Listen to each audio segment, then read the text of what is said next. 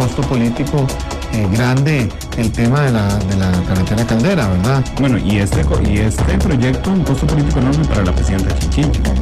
Bueno, la presidenta Chinchilla ha dado muestras de un coraje en realidad impresionante, ¿verdad? Porque nunca se mide, nunca hace ese cálculo político. Es una cosa realmente admirable. Pero no puede censurable, dirán algunos. No puede ser como testarudes, eso le iba a preguntar desde el otro punto de vista. No, yo prefiero verlo como convicción.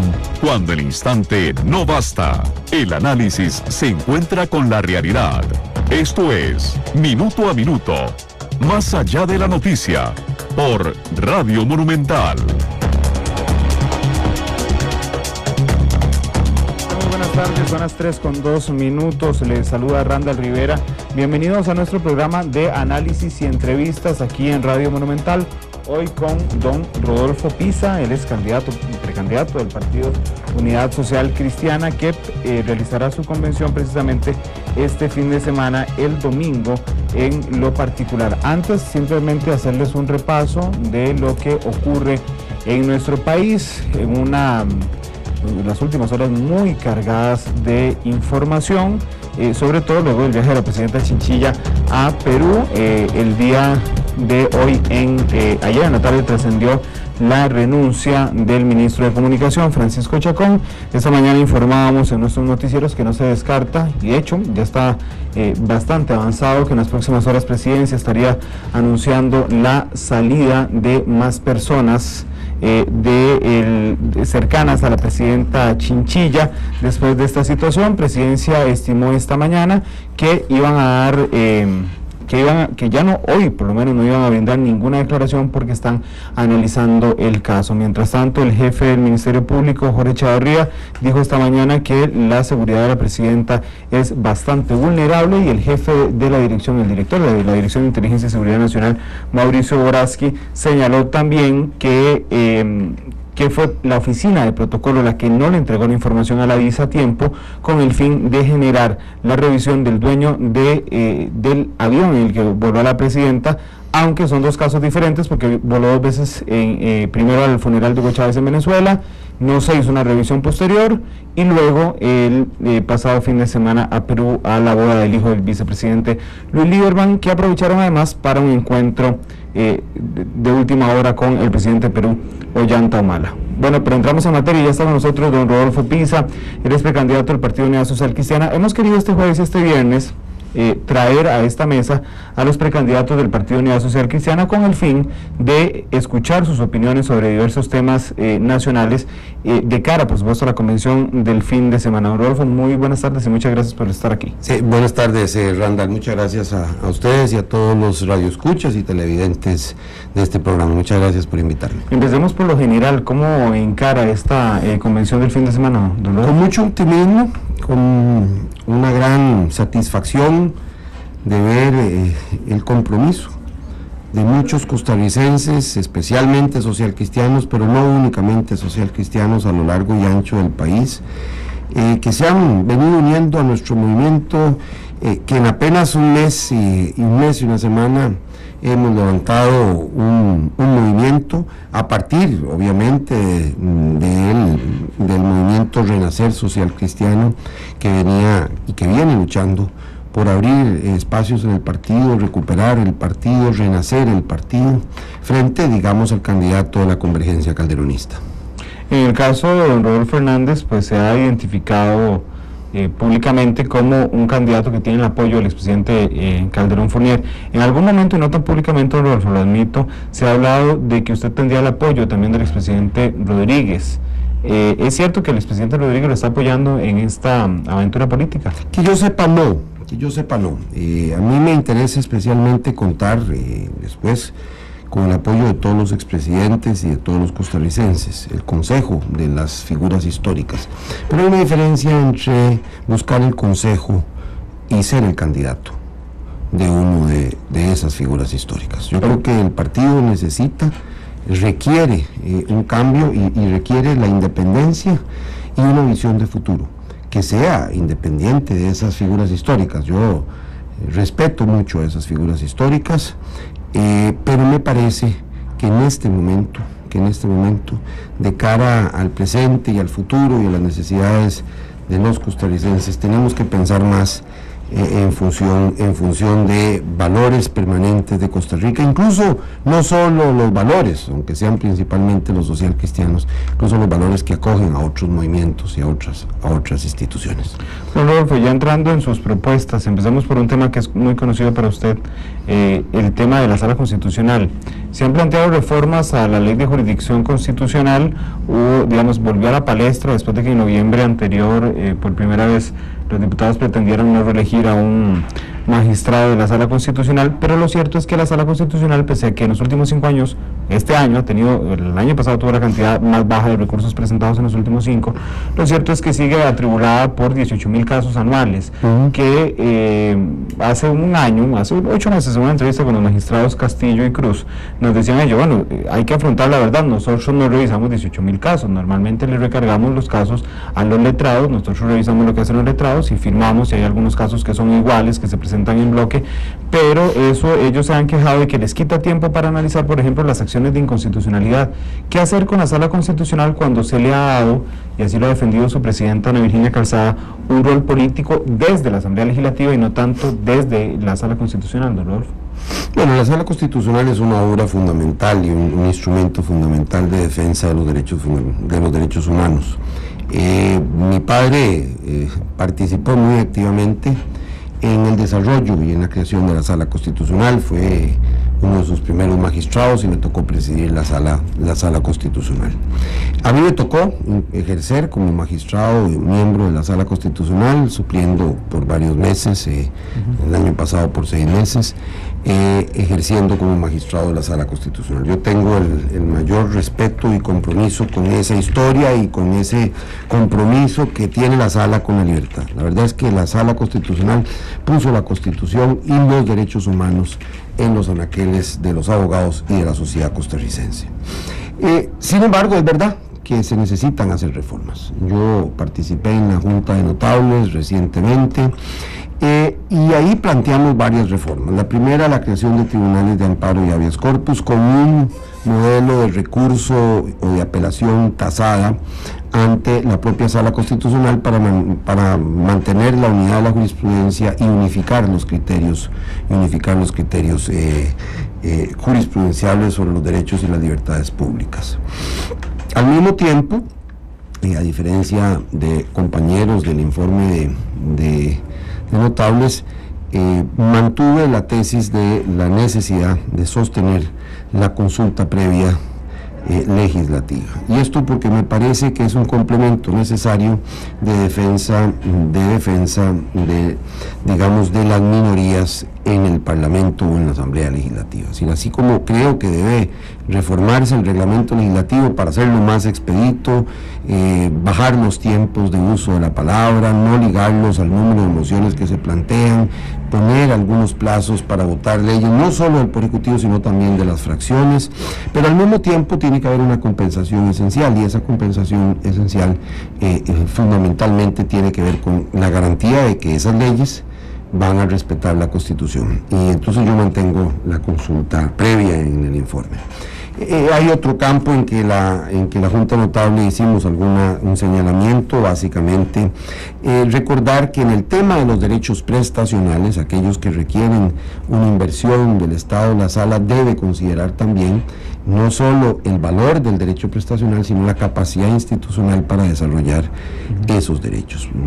Porque usted puede decir que se haga una escuela, se ordena hacer una escuela en 3 meses, pero hay que tomar en cuenta la capacidad para hacerla. Entonces, probablemente en esos casos la Sala, si tuviera más medida de las situaciones institucionales, pues puede dar más plazo, por ejemplo, para construir una escuela, para seguir con el ejemplo. Bueno, tocamos el tema de la Sala Constitucional, tocaba el tema también del reglamento legislativo.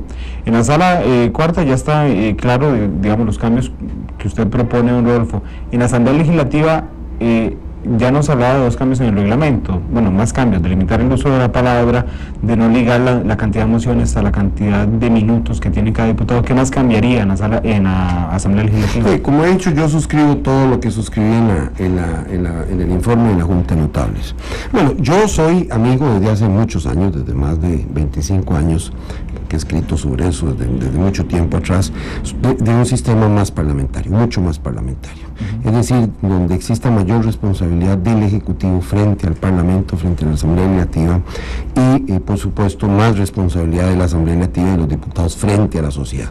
De ahí la posibilidad eventual de elecciones anticipadas cuando existen impases o situaciones dramáticas en que la sociedad se siente desligada de un gobierno y necesita para salir adelante una elección anticipada, no solo del Poder Ejecutivo sino también de la Asamblea Legislativa. Me parece que los sistemas parlamentarios no solo son más democráticos sino que son más eficientes y permiten romper la rigidez del modelo que nosotros tenemos tradicional de presidencialismo. No se trata de un cambio, sin embargo, radical. Yo creo que todavía podríamos pensar en un semiparlamentarismo o semipresidencialismo, de manera que el país acoja principios básicos y muy útiles del sistema parlamentario y principios del sistema presidencialista. Me tocó coordinar la Comisión de Reforma del Sistema Político, en que primero se planteó ese tema durante la administración Rodríguez, y venían las mismas recomendaciones en esa dirección. Obviamente ahora se agregaron otros elementos ya directamente sobre el reglamento legislativo. En mi caso y en el caso de otro miembro de la Junta, además agregamos un elemento que es la posibilidad de la revocatoria del mandato del presidente y del mandato de la Asamblea Legislativa como un todo.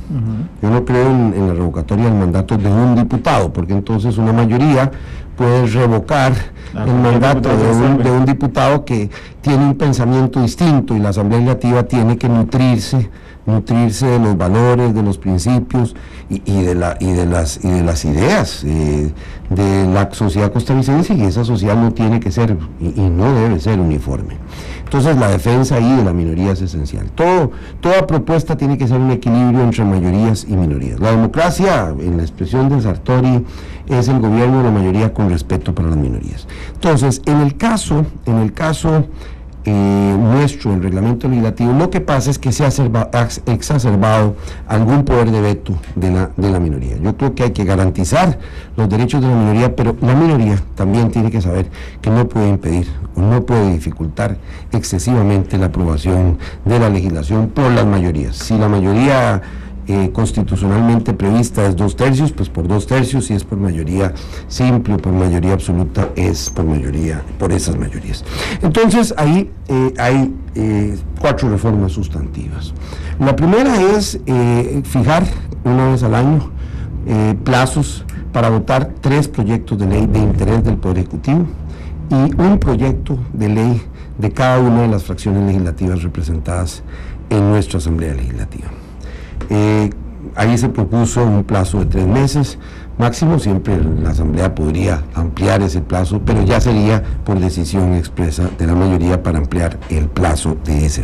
Eso es esencial, porque en todas partes del mundo existen mecanismos, sobre todo en los sistemas más desarrollados, mecanismos para que algunas leyes tengan plazo para ser votadas. No puede ser que tengamos nosotros proyectos que duren 8 años, cada 2 años van al archivo, entonces vuelven otra vez a ser puestos a despacho. Bueno, algunas cosas de las minorías y del gobierno deben ser votadas. Si no se cuenta con la mayoría y si no se está de acuerdo, se vota en contra y punto. Pero hay que dejar eso claro. El segundo aspecto en esas reformas del orden legislativo tiene que ver con el uso de la palabra.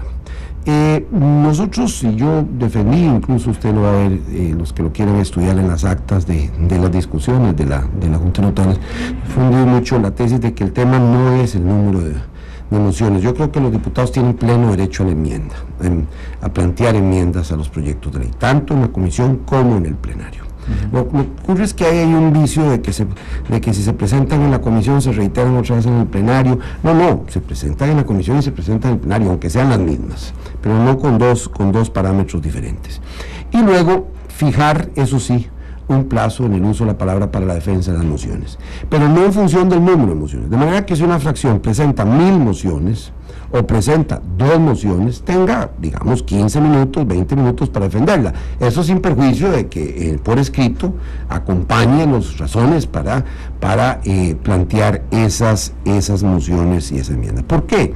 Porque hoy se le dan 15 minutos para cada moción, entonces hay un incentivo a meter mociones. Entonces se meten 1000 mociones como un instrumento de veto, de filibusterismo parlamentario, y entonces si son 1000 mociones, pues son derechos a 15.000 minutos. Pero entonces ese diputado que plantea esas mociones, aunque uno comparta la necesidad de las mismas, etcétera, uno empieza a sentir que hay un abuso del mecanismo parlamentario. Casi todos los países tienen esas reglas, de manera que no son reglas que nos hemos inventado. El otro aspecto sustantivo, que no es tampoco el más sustantivo, es que se unifican los tiempos de sesiones ordinarias y sesiones extraordinarias. Se mantienen los mismos tiempos, siempre son 6 meses, pero hoy están divididos, entonces son 6 meses completos de sesiones extraordinarias y 6 meses completos de sesiones 6 meses seguidos de sesiones ordinarias, eso para simplificar.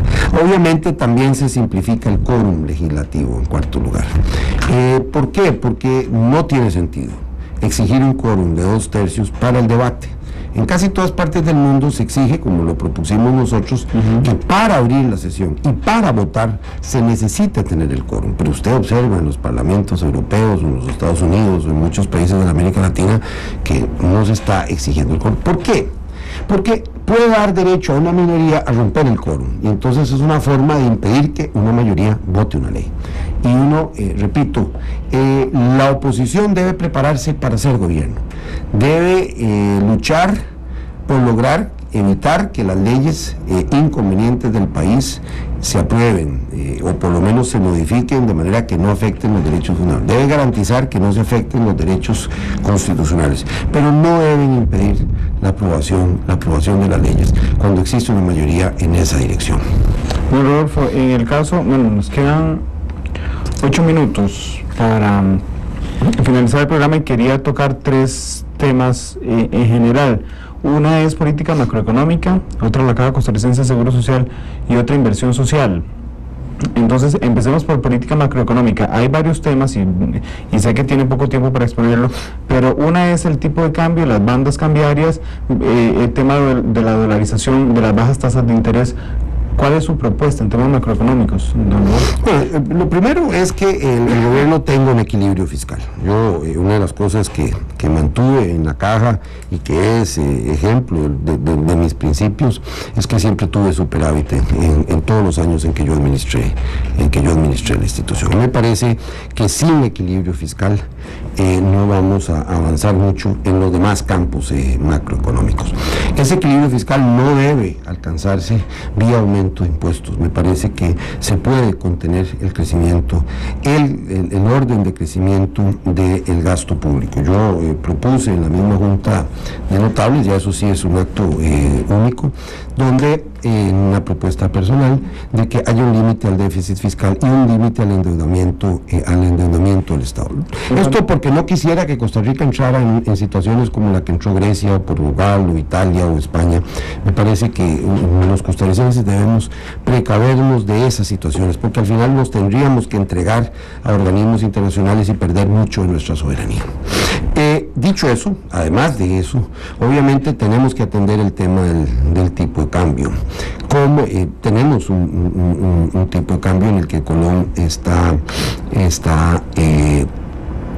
muy sobrevalorado quizás, ¿cómo hacerlo dentro del respeto a las reglas del juego de oferta y demanda? Porque en esa materia cualquier acto contrario a eso, como decía don Eduardo Lizano, en esos campos cualquier alteración grave, la jarana sale a la cara. Es decir, nosotros tenemos que buscar las razones por las que tenemos ese tipo de cambio y cuál es el modelo que tenemos que hacer para poder tener un cambio que nos permita a los productores costarricenses ser más competitivos y no tener un país tan caro como el que tenemos en este momento, uno de los países más caros de la América Latina.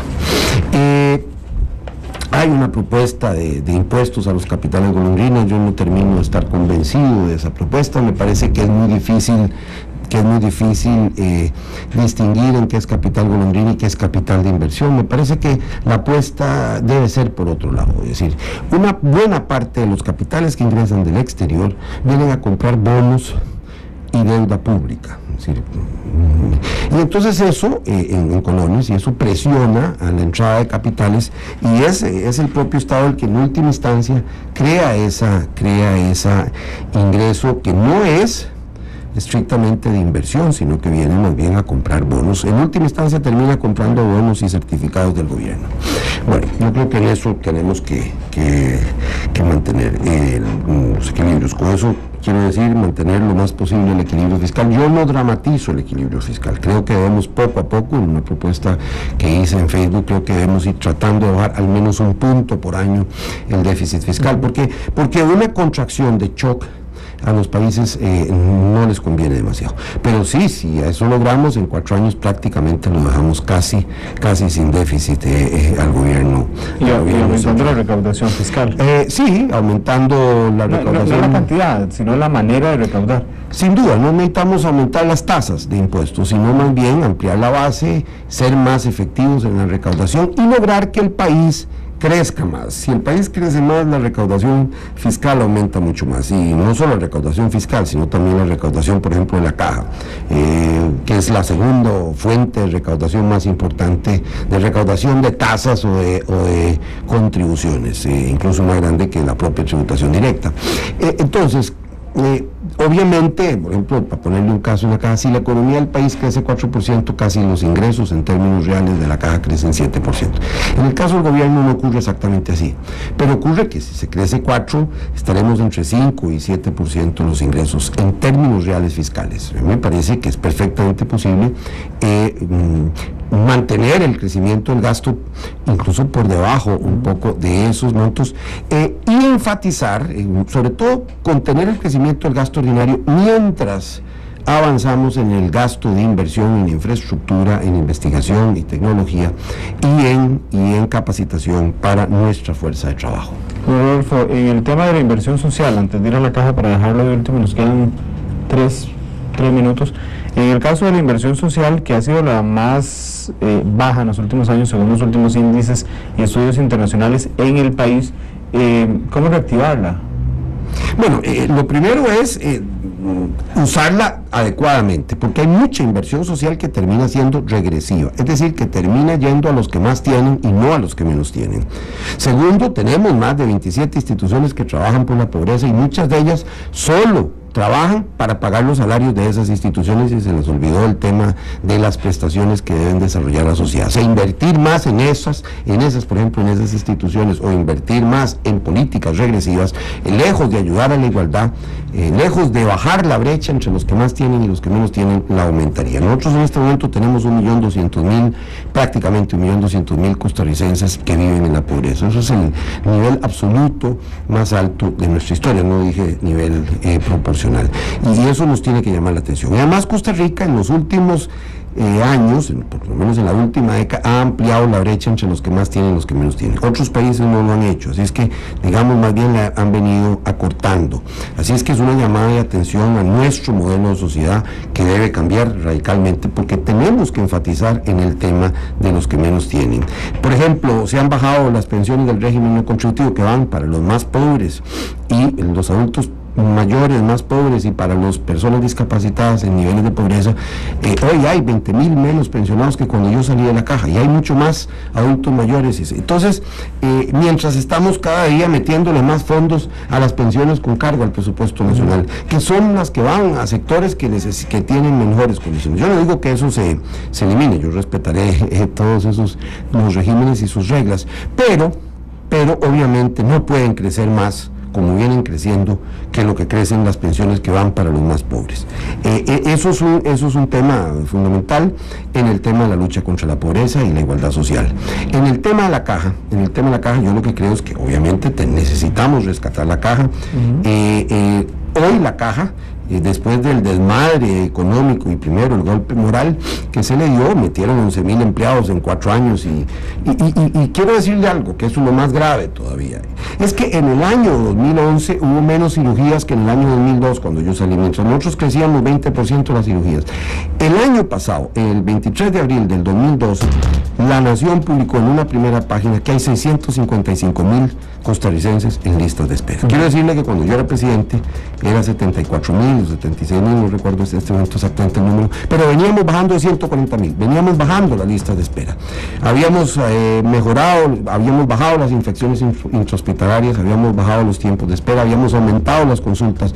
El año tras anterior, que son los últimos datos que tengo disponibles, habían 200,000 consultas de especialidades menos que cuando yo salí de la Caja. De manera que se trata de un acto de descuido en la administración y en los valores de la institución. Yo creo que se puede rescatar la Caja.